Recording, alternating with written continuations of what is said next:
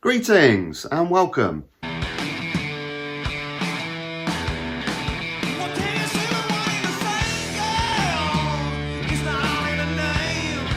So, howdy folks, how you all doing? Hope you had a lovely Christmas. I had a nice Christmas. So, those of you that watched my last video, or the end of my last video, will know that I'm just taking a couple of weeks off from YouTube just over Christmas to spend some time with family and stuff like that. But I thought it might be quite fun just to take 5 minutes just to review my most viewed video of the year, which is, are UK voters stupid? I kind of hate the fact that this is my most viewed video of the year, really, but you know, it makes sense. You know, why are we voting for Brexit? Why are we voting for Boris Johnson? Why? People want to know why, because most people looking in are like, what are you doing? Are you crazy? So yeah, this was my most viewed video of the year. So yeah, I thought it might be quite fun, just take 5 minutes and check it out, see if my opinion's changed on anything, and yeah, let's do it. Why not? Take a look. Oh, dickhead! Okay. That was quite funny. That's probably one of my best opener ones, actually, with Guy walking in front of an ambulance about 2 meters away from him. I like starting my videos with these things, but sometimes I just have a boring week and no one decides to walk in front of ambulances or go through red lights, so I don't have anything to do, but that happens quite often.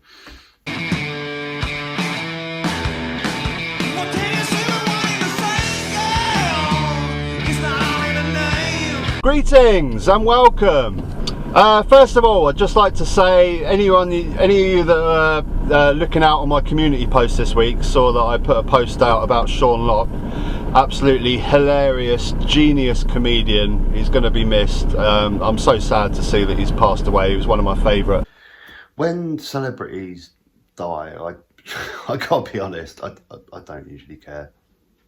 Well, I mean, I'm sad. It's always sad when anyone dies, right? But I care about as much as John 5 streets away that I've never met in my whole life.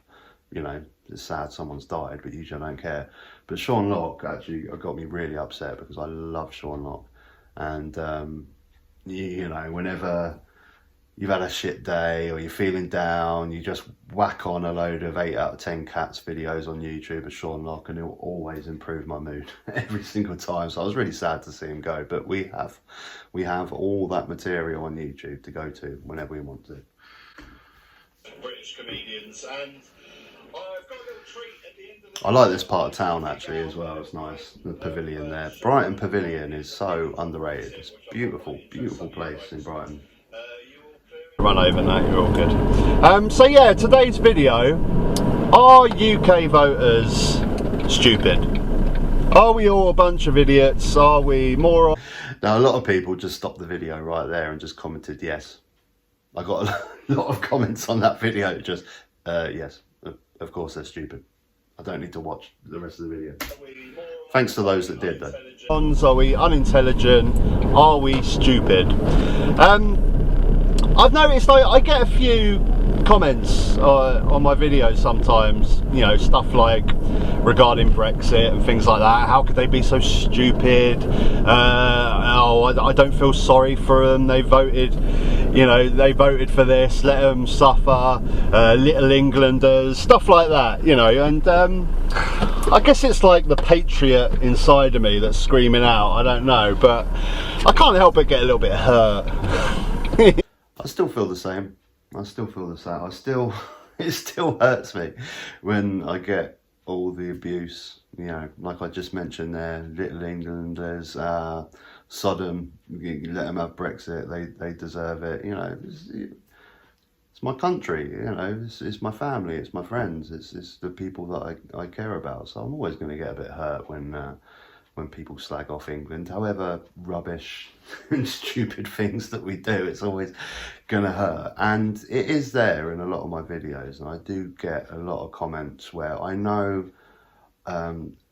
it's a very small amount of people, but there is a small amount of people on the continent in Europe that do take immense pleasure in seeing this country go to shit. after Brexit. It's there. Like I say, it's only a small amount. It's not the majority of people, but it is there. People do take a lot of pleasure in seeing us fail. That's why they're keeping up to date. That's why they love seeing the disastrous fishing industries, the disasters in farming, the disasters in trade, the businesses that are suffering.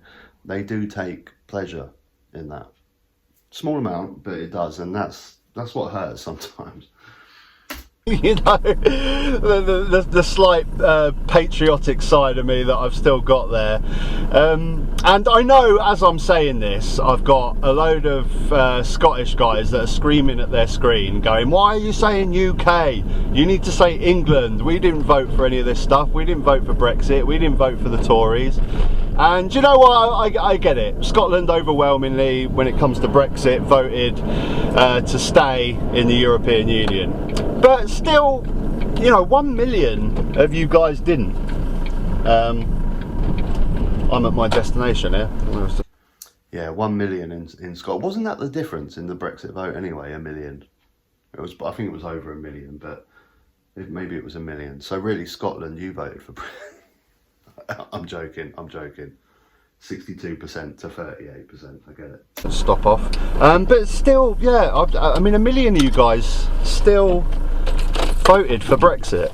There's a lot of people. There is a lot of people, and I get the same argument from a lot of Welsh viewers that I get that have got, you know, good arguments to say that the Brexit vote was skewed in Wales by the amount of English people that are living in Wales. And like I say, it's good points, but when you actually look at some of the votes, I mean, here's a couple of northern Welsh towns that overwhelmingly voted for Brexit, Welsh speaking towns in the north. And if you look at some of the poorer towns as well, like Newport, they seem to be following the trend of England, where the poorer towns wanting to vote for Brexit because they think leaving the EU is going to solve all their problems. It follows the same trend. So I don't really get on board with this just blaming the English. You know, we're all responsible. We've all voted various ways when it comes to Brexit. I'm going to deliver something. Yeah, I still stand by that. The first time I ever heard this argument that Wales as a whole voted for Brexit because of the English population in Wales, I was like, what? No, that's rubbish. I'm sorry, but Welsh people, you just got to hold your hands up as much as we have to in England. You got suckered into this rubbish as much as we did. I'm not having this argument of blaming the English that moved to Wales. What about the Welsh that live in England? Did they skew our side of the vote? No, you just got to hold your hands up. They got suckered into it as much as we did. Deliver something and I'll be back. This happens quite often, actually. I get into a topic that I'm talking about and I come to my delivery address and then I have to oh, okay, I better pause that for a sec and remember what I was saying when I come back. Hey, I've got to try and figure out how to turn round in this fairly tight gap here. Bear with me. While I'm negotiating this turn, all you Scottish folk can just calm down for a second with my comments. I do get it, you know, guys. I understand you overwhelmingly voted to stay in Europe. You know, I could have my feelings a little bit hurt myself, actually, living in Brighton, seeing as Brighton overwhelmingly voted to stay in the EU, nearly 70%, 68%. And yeah, that's a valid point. We're all a collective of the United Kingdom. Okay, I know Scotland, Wales, you can claim yourself as a country, of course you can. But you know, I could say the same thing about Brighton. We were 70% Remain here in Brighton. Why should we be ruined by the rest of the UK? But back to the question at hand. Are UK voters stupid? This guy's just going to get out right in front of me. A lot of random things are happening in this video. People changing drivers. And are UK voters stupid? Why does this happen in England and nowhere else? Why has no other European country had a Brexit? Or why is no other European country voting in right-wing governments like ours? Why France never voted in Marine Le Pen? You know, why England? Why does this always happen in England? YouGov report showed that UK overwhelmingly has the most right-wing press in Europe. And if you look back at things, it's just obvious, really. I mean, when you have like 5 years of this crap being shoved down your throats, 5 years before the Brexit referendum, of just constant anti-immigrant crap every single day. And I remember this in the newspapers every day, just pumping this poison constantly into our heads. The four big... I think in the last 10 years, we've kind of moved away from newspapers a lot more, haven't we? So Brexit vote was in 2016, and I think from 2010 to 2016, newspapers were still quite popular and that sort of stuff worked, but it more and more moved towards social media. So I use the example in the video of the newspapers there, but social media and Facebook took over from that. And obviously those newspapers are pumping out stuff on Facebook as well, the Daily Mail, the Express, but that's where I saw the most damage done, on social media. And I saw it firsthand with, I'm not going to name names, but certain members of my family that would spend all day on Facebook. You remember Britain First? Yeah, you remember all that racist garbage that they used to pump out? You know, another great YouTube channel, Political X, is going to be doing a video soon on the Russian involvement, which was, you know, so obvious in what went on with the Brexit vote. So when you got the newspapers, when you got the social media, you know, the majority of people in this country, like I've said a lot of times, just do not engage in politics. And if the last week has shown me anything, then for your mental health, sometimes that can be good, okay? I took a break from politics the last week. I haven't seen a single video or seen anything about Boris Johnson. And you know what? It's been beautiful. But, you know, we live in the real world and we need to engage in these things. But the majority of people are just going about their business. Yeah, they're going to work. They're watching football. They're taking their kids to school. They're not engaging in politics. But what we do a lot of in this country is scroll through Facebook. And the older voting generation, especially Facebook, the youngsters, they're on TikTok and whatever. But the older generation, the voting generation in this country, they love to scroll through Facebook. So it's just a competition of who can pump their rubbish out as best they can. You're selling newspapers, shoving this down your throat every single day. How the hell did we ever have a chance? I mean, I'm even surprised that we still managed to get, with regards to Brexit, 48% Remain, with this garbage being constantly shoved down our throats every single day. That's right, it still surprises me. With all that garbage being shoved down our throats every single day on social media, in the newspapers, it still amazes me that we actually managed to get 48% Remain. And it was so close. With all that shit, I mean, that to me proves that we're not a failing state in this country, that people are intelligent to this stuff in this country. The fact we still managed to get 48% with 6 years worth of immigrant garbage being shoved down our throats every single day, that's a credit to the English people that we still managed to get 48% Remain. It's a miracle that we managed to even get 48% of the vote. It's insane. Brexit aside, we're still constantly voting against our interests in this country. And it's the same thing. How does any opposition ever stand a chance against this? So, you know, back to the question, are we stupid in this country? Is that really why we're voting for this nonsense? Because generally the English public are stupid. I don't buy it. I do not buy it, and it's because of this rubbish. I don't think. Please give me an example if this sort of nonsense goes on in other European countries. I'd love to hear an example, but I don't think it does. I don't think you get fed this poison like we do in this country. obviously it's not to the same extremes, but the only other example that you can always point to is the perfectly intelligent German public that got caught up in Nazism in the 30s. And there it is, and that's why I get so upset when I get comments of just it's xenophobia against English people, and the hatred. I get a lot of hatred of English people when we know full well, and especially the German people should know full well how easy it is to hoodwink an entire nation with propaganda and media, which is exactly what's going on. When you got Russian influence, okay, when you got multi-business influence, you got the Tory party influence, all these things combined, it's not hard to create a narrative for the country to follow. You know, it's not unique, and it's what's happened in this country, and that's what really upsets me when I just constantly hear this hatred for English people.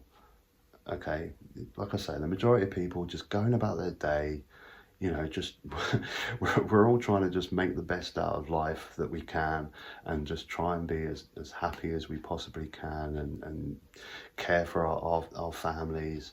And most people are not engaged in politics, but when they have to make a choice about something, they'll take the casual news that they've got off of social media, and it's so cleverly done. I mentioned earlier those Britain First posts that we used to get on Facebook.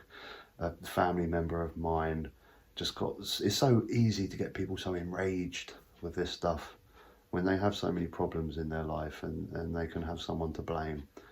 It goes back to what I just said. In the 1930s, it was the Jews in Germany. In 2016, it's the Polish plumbers.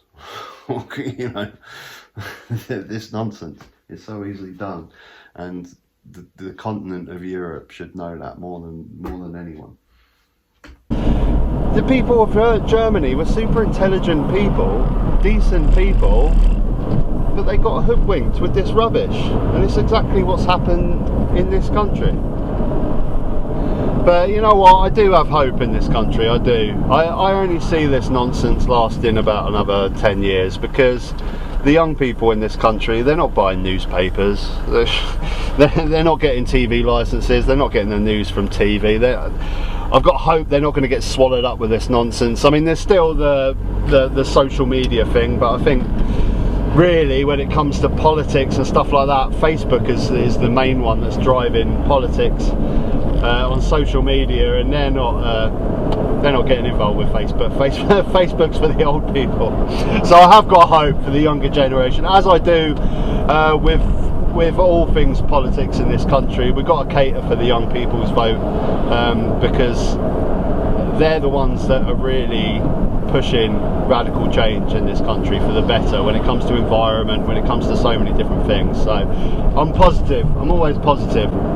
Yeah, I'll stand by that, definitely. I think we're coming to the end now of this Conservative government. We're coming to the end of the old solid Brexiteers' lives now, and as I always say, every year that passes, another 17-year-old more progressive voting person turns 18 and becomes old enough to vote.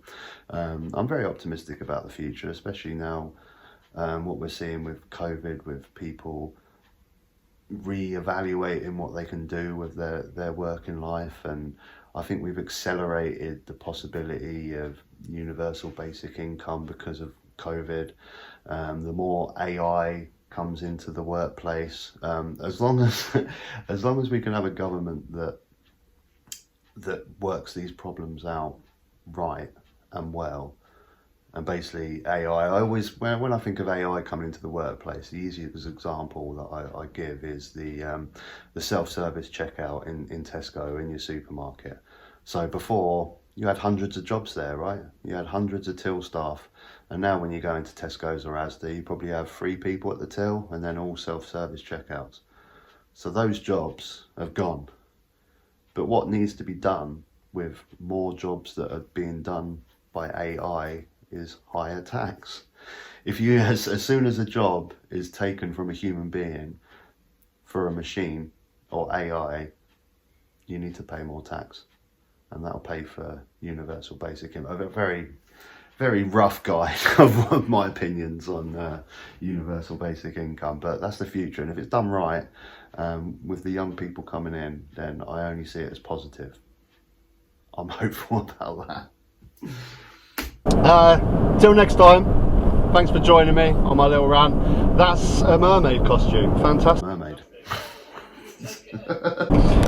The big mistake that is potentially being made here by people who want to leave Europe is a bit like, you know, when an EastEnders actor thinks, I'll leave EastEnders, I've got a great career out there, I'll be in films, I'll be fine. And they always come like, can I come back to the square? Can I... So there's Sean Knock at the end of the video, but that perfectly sums up what people are so scared about, that regret voting Brexit now. If we're going to grovel, can we go back into the single market, please? They just don't want that.